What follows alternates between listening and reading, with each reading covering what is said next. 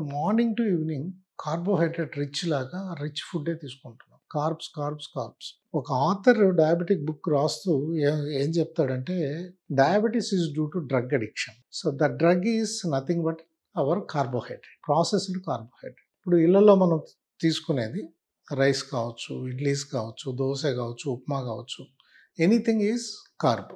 The vegetables కానీ లేదా proteins కానీ మినిమైజ్ అయిపోతున్నాయి. కర్రీస్ కూడా మనం తీసుకుంటుంటే ఏంటంటే హైలీ ప్రాసెస్డ్ రిఫైన్డ్ ఆయిల్స్తో తీసుకుంటున్నాం.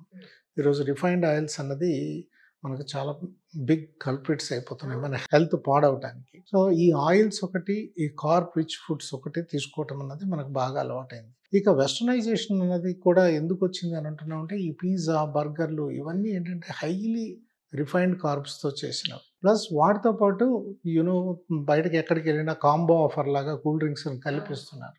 They are putting lot of sugar in to us.